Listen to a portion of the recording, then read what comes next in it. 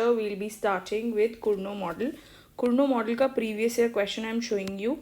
Previous year question ये एक numerical आया था 2013 में, but Cournot model का numerical question करने से पहले we'll study the concepts of Cournot model and then we'll do the numerical which was asked in 2013.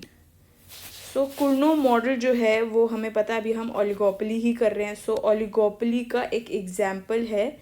So original जो वर्जन है इस मॉडल का वो थोड़ा लिमिटेड इन द सेंस कि ये अजम्पशन करता है कि हम डुओपोलिस्ट अजम्पशन लेते हैं कि सिर्फ दो फर्म्स हैं जो कि आइडेंटिकल गुड्स को प्रोड्यूस कर रही है और उनकी आइडेंटिकल कॉस्ट है.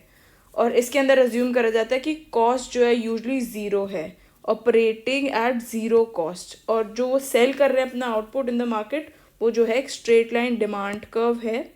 ये देखो, ये जो है प्राइस हमारा on the Y axis we have price, on the X axis ये हो गया जहाँ पर हमारा कॉस्ट बोल रहे हैं ज़ीरो है. मतलब जब कॉस्ट ज़ीरो है और हमारा डिमांड कर्व जो है वो स्ट्रेट लाइन है ऐसा, जिसका मतलब है एम आर हमारा कहाँ होगा, जो एंगल को बाइसेक्ट करेगा हाफ वे होगा हमारा इसका. सो जब ये एंगल को बाइसेक्ट करेगा तो वो पूरी क्वांटिटी प्रोड्यूस नहीं करेगा ज़ीरो कॉस्ट पे, क्योंकि वहाँ पर वो प्राइस कुछ भी चार्ज नहीं कर पाएगा. सो एम आर जहाँ पर हमारा एम सी ज़ीरो है तो मतलब इस पे एम आर जब कट करेगा so on the demand curve हम प्राइस सेट करेंगे उसको. उसका डिमांड कर्व के ऊपर जब प्राइस सेट होगा तो मैक्सिमम प्राइस चार्ज कर पाएगा ओलिगोपोलिस्ट. सो यहाँ पर प्रोड्यूस करेगा हमारा firm one. So this is only written कि दो फर्म्स हैं जिनकी ऑपरेटिंग कॉस्ट जो है वो ज़ीरो है, डिमांड कर्व हमारा स्ट्रेट लाइन डिमांड कर्व है, और ईच फर्म जो है वो अज्यूम कर रहे हैं कि आउटपुट जो प्रोड्यूस कर रही है, output produce by the other firm जो है वो दो फर्म्स हैं, एक फर्म वन है दूसरी फर्म टू है. सो फर्म वन जो है वो सपोज करिए कि फर्म टू ज़ीरो प्रोड्यूस कर रही है, फर्स्ट टाइम पे ज़ीरो प्रोड्यूस कर रही है. इसका मतलब क्या है कि each firm act on the assumption कि दूसरा कंपेटिटर विल नॉट चेंज. तो ये अगर हाफ प्रोड्यूस ने देखा कि ये ज़ीरो प्रोड्यूस कर रहा है तो वो हाफ प्रोड्यूस करेगा, क्योंकि हाफ पे वो मैक्सिमम प्राइस चार्ज कर पाएगा अपना. जब ये हाफ है क्वांटिटी सो वो मैक्सिमम प्राइस चार्ज कर पाएगा क्योंकि उसने अज्यूम किया कि फर्म टू जो है वो ज़ीरो प्रोड्यूस कर रही है. सो इस केस में क्या होगा, assumption not change and accordingly decide their output so their maximize their उस हाफ वे पे वो अपना प्रॉफिट जो है वो मैक्सिमाइज कर पाएगा. तो ये एक्शन ऑफ पैटर्न जो है स्टार्ट रहेगा. सो जब ये ज़ीरो प्रोड्यूस कर रहा है तो ये हाफ प्रोड्यूस करेगा, इसको पता है ये हाफ प्रोड्यूस करेगा तो ये इसका हाफ प्रोड्यूस करेगा. सो ये जो पैटर्न है वो चलता रहेगा जब तक दोनों के जो है 1/3 नहीं हो जाते. सो दोनों टोटल जो प्रोड्यूस करेंगे that would be 2/3 of the total market. समझ रहे हैं आप. सो दोनों का एट द एंड पहुँचते पहुँचते 1/3 इसका हो जाएगा और 1/3 इसका हो जाएगा, दोनों का 1/3 हो जाएगा. और जो profit also we note that each profit जो है वो maximise their own profit in each period. हर फर्म जो है वो try to maximise their own profit. और ये है कि फर्म्स जो हैं नाइव हैं, अपनी पास मिस्टेक से समझती नहीं हैं, पास पैटर्न जो फॉलो कर रही हैं उनसे समझती नहीं है. धीरे धीरे धीरे धीरे जो है एक इक्विलिब्रियम पहुंचना स्टार्ट होता है जिसके अंदर वो प्रोड्यूस करती है 1/3 ऑफ द टोटल मार्केट का आउटपुट, एंड जो दोनों का इकट्ठा होगा दैट वुड बी 2/3. सो जो फर्म है उनका joint profit would have higher joint profit. इन दोनों के क्या होंगे, हायर जॉइंट प्रॉफिट होंगे if they recognise their interdependency. अगर वो अपनी इंटरडिपेंडेंसी को रिकॉग्नाइज कर लेती हैं ऑफ द इंटरडिपेंडेंसी, मतलब अगर वो देख लेती हैं कि एक फर्म दूसरे फर्म के ऊपर डिपेंडेंट है तो they will lead to a monopolist producing. जो मोनोपोलिस्ट हाफ वे प्रोड्यूस करता है वो भी वैसे ही करेंगी जैसे हमने फर्स्ट पीरियड में देखा था कि वो हाफ कर रहा है. दूसरी फर्म जो आएगी उसके लिए क्या बचेगा, उसके लिए ये वाला डिमांड कर्व बचेगा तो वो उसका हाफ करेगी. सो यही होता है कि अगर वो समझ ले कि एक दूसरे के ऊपर वो डिपेंडेंट हैं तो वो मोनोपोलिस्ट जितना प्राइस चार्ज कर पाएंगी मार्केट के अंदर, जिससे उनका प्रॉफिट जो है वो मैक्सिमम होगा, जॉइंट प्रॉफिट जो है मैक्सिमम होगा. अदरवाइज मतलब दो फर्म्स हैं, अगर वो अपना इंटरडिपेंडेंसी को नहीं समझेंगी, अपनी पास्ट मिस्टेक से नहीं समझेंगी, तो वो मैक्सिमम प्राइस नहीं चार्ज कर पाएंगी, कंज्यूमर सरप्लस जो है लोगों का अपनी तरफ नहीं ले पाएंगी. So that is important. So Cournot model जो है उसका सोल्यूशन जो है स्टेबल है व्हेन ईच फर्म प्रोड्यूसेस 1/3. वो तभी होगा जब दोनों फर्म्स जो है, एक 1/3 कर रही है, एक दूसरी भी 1/3 कर रही है of the total market, and set it at a common market which is lower than हमारा मोनोपोली प्राइस बट अबव हमारा कंपेटिटिव प्राइस. कंपेटिटिव प्राइस से तो ऊपर चार्ज करेगा बट मोनोपोली से नीचे चार्ज करेगा. कुर्नो का जो है मिडवे होता है. मोनोपोली सबसे ज़्यादा प्राइस चार्ज करता है, जो हमारा परफेक्ट कंपटीशन है उस सबसे नीचे बीच में जो है कुर्नो सोल्यूशन होता है, जहाँ पर वो मिडवे होता है, मोनोपोली से कम, परफेक्ट कॉम्पिटिटिव मार्केट से ऊपर. सो इन जनरल अगर n फर्म्स हैं तो ईच फर्म जो है वो 1/n+1 जो है वो प्रोड्यूस कर पाएगी. जैसे 2 फर्म्स थी तो एक ने 1/3 किया, दूसरे ने भी 1/3 किया. ऐसे ही अगर 3 फर्म्स हो जाएं तो क्या होगा, 2/3 एक फर्म, दूसरी फर्म 2/3, तीसरी फर्म 2/3. सो ऐसे होएगा. So this you have to देखना पड़ेगा कि कितनी फर्म्स है. जैसे वहाँ पे 2 फर्म्स थी तो 1/3 हो गया था. अब यहाँ पे 4 फर्म्स हो जाएंगी तो 1/4 + 1 1/5 हो जाएगा. अगर 10 फर्म्स हो जाएंगी 1/11 हो जाएगा. सो अगर इंडस्ट्री की बात करें तो उसके अंदर हम n से मल्टीप्लाई कर देते हैं, कि इंडिविजुअल फर्म को n से मल्टीप्लाई कर देते हैं, n × 1/n+1 हो जाएगा. सो ऑल्दो हमारा जो कुर्नो मॉडल जो है lead to stable equilibrium, it is not authorise on the following ground. कि फर्स्ट जो है कि बिहेवियर पैटर्न जो है फर्म का वो नाइव होता है, वो अपनी पास्ट मिस्टेक से नहीं समझती, इंटरडिपेंडेंसी को ढंग से नहीं समझ पाती.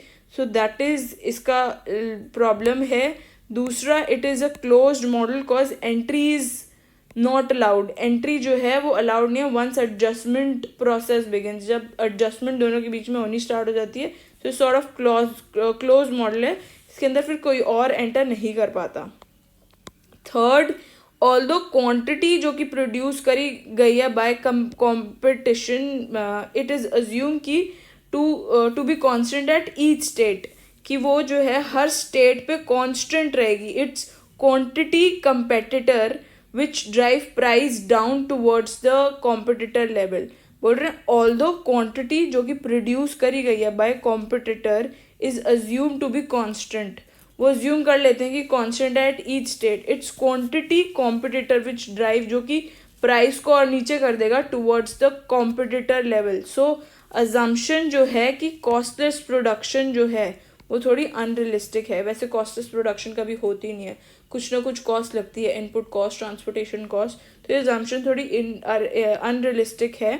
सो रिएक्शन कर्व का वील स्टडी लेटर ऑन. उससे पहले वील स्टडी जो हमारा क्वेश्चन है, क्वेश्चन पूछा हुआ था. क्वेश्चन वाज दिस, कि क्वेश्चन था हमारा प्राइस इक्वल्स टू 20 माइनस. आप नोट कर लीजिए इस क्वेश्चन को, अपनी स्क्रीन को पॉज करके क्वेश्चंस को एक बार नोट कर लीजिए. I have already written the entire solution for this question and it is also very important question. So आप देख लीजिए, ये प्राइस हमें दे रखा है 20 - 9Q डिवाइड बाय 2, जिसके अंदर P जो है वो प्राइस है, Q जो है वो मार्केट का आउटपुट है.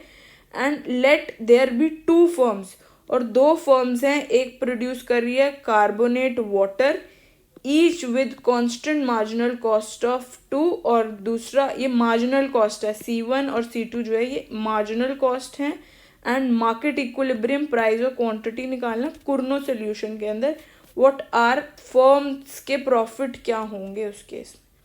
So will see the question. अब इसको सॉल्व कैसे करना है. सो प्राइस जो हमें दे रखा है दैट इज हमारा 20 - 9Q/2, और ये मार्जिनल कॉस्ट दे रखी है. सो प्रॉफिट हमें पता है क्या होता है, TR में से TC को सब्ट्रैक्ट करेंगे. TR क्या होता है, प्राइस इनटू क्वांटिटी, माइनस हमारा 2Q करें, क्योंकि मार्जिनल कॉस्ट और टोटल कॉस्ट क्या होगा जब हम इसको क्वांटिटी से मल्टीप्लाई कर देंगे. तो ये कर दिया. फिर उसके बाद P प्राइस ये है, फॉर्म 1 का लेंगे, सिमिलर हमारे यहाँ फॉर्म्स के ये कॉस्ट और ये जो क्वांटिटी वाला फंक्शन है। सो इसकी बजाय क्यू की बजाय -4.5 Q1 कर दिया हमने, और जो क्वांटिटी है वो टोटल क्वांटिटी है। सो ये Q1 प्लस Q2 हो गया, माइनस माइनस हमारा 2Q1 हो गया।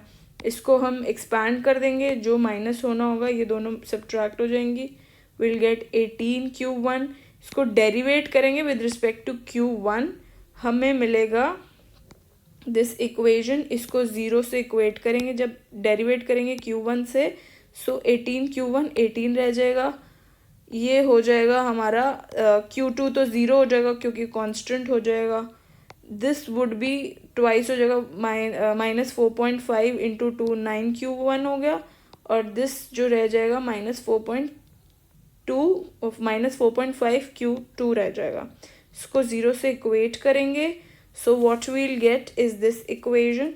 Q1 रखा इधर और 9 से डिवाइड कर दिया, विल गेट दिस इक्वेशन।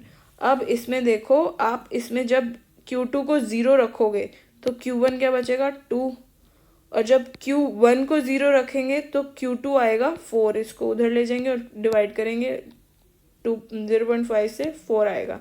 सो इसको प्लॉट करेंगे Q1 और Q2 पे।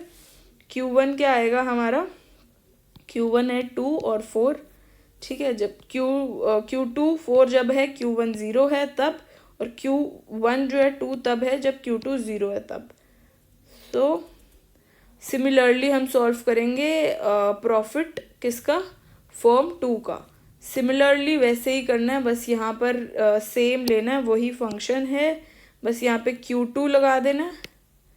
सो Q2 हो जाएगा ये, दिस वुड बी Q2 ये हमने कर दिया, और इनटू क्वांटिटी था तो क्वांटिटी Q1 प्लस Q2। इसको ऐसे ही करेंगे, सिमिलरली एक्सपैंड कर दिया, मल्टीप्लाई कम्यूटेटिव प्रॉपर्टी लगा के मल्टीप्लाई करके इसको ऐसे लिख दिया।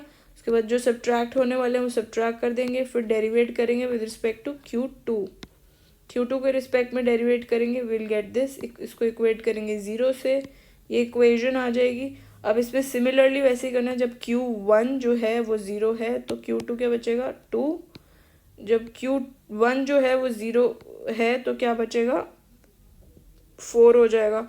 सो we'll plot the same way. So ये हमें मिल जाएगा। अब हमें दोनों इक्वेशंस मिल गई, एक ये वाली इक्वेशन है, ये equation 2, and this is equation 1, ठीक है। सो आपको ये दोनों इक्वेशंस मिल गई, इसमें से इन दोनों को सॉल्व करेंगे इकट्ठा। So will get Q1 as 4/3, Q2 हमें मिलेगा 4/3। दोनों का ऐड करके Q1 प्लस Q2 को ऐड करके हमें मिलेगा Q, which is 8/3। So price जो है हमारा ये है, और इनटू क्वांटिटी है जो कि 8/3 है। सो 4/5 क्या होता है 9/2, और 8/3 कट कटा के विल गेट 20 - 12 विच इज़ 8। सो 8 जो है हमारा प्राइस हो गया। जो प्रॉफिट होगा फॉर्म 1 का, दैट वुड बी हमारा प्राइस जो कि 8 आया है, इनटू क्वांटिटी 1 की जो थी 4/3 minus total cost 2 into Q1 जो है दैट इज़ 4/3, तो 8 आ गया।